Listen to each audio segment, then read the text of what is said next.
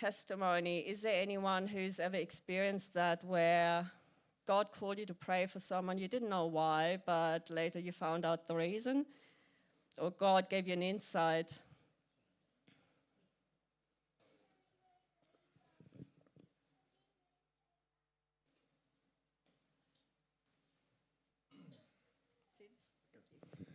Good morning. It's go back a long time. My youngest daughter, the one I'm talking about now, she's 49 at the moment, but when she was about 10, I think it might have been, we had been in Papua New Guinea and she'd had a head injury and that sort of stuff, and she had to do normal testing. So Marie brought her up here to St. Vincent's, and I was working, and it was just going to be a normal thing.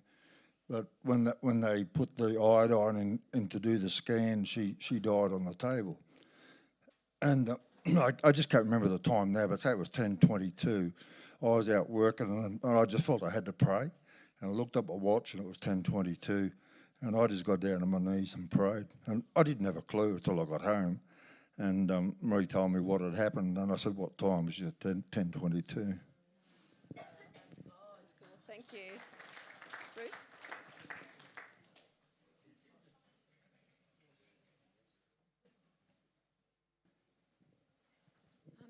In, I think, 1974, one night I was just woken up and the Lord said to me, "And wake George, pray for Paul," my brother. Yeah. He was overseas at the time with my mum and dad playing professional tennis. I just didn't know what was wrong with him, and we didn't have a phone, so I didn't know for quite a while. But when I did get in touch with my mum and dad, they said that he was looked like he was dying that night. It was pretty sad. But anyway, he pulled around, came good, miracle, and started back on the circuit again, and great. So isn't that amazing? Just amazing. Okay, thank you. Bernie?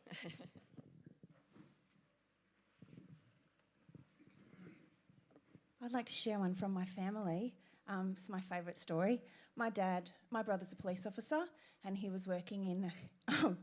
Charlotte's getting excited because it's a good one. And he was working, he'd only recently been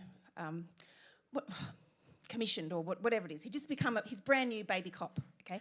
And he's out on the beat with this little tiny female who was really experienced. But my brother's quite tall and big, but new to policing, so not very, I guess, skilled.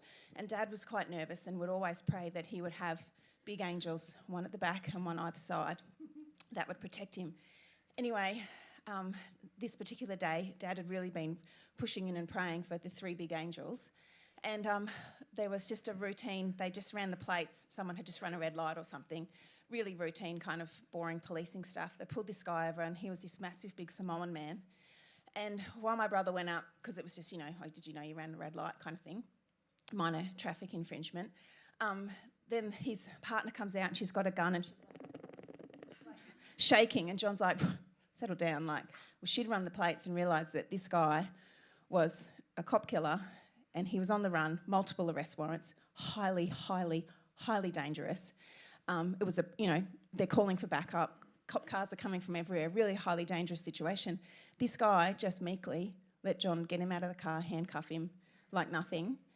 They found out later on he had a sawn-off shotgun underneath there. He had weapons everywhere, and he'd already said the next police officer that he saw he was going to gut like a pig, and it was my brother.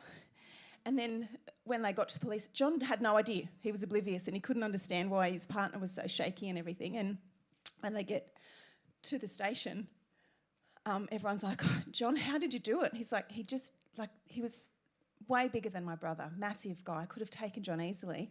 And they wouldn't let John interview him because he was wanted for so many other big things. It's not a little minor cop thing. It was big detectives all come in.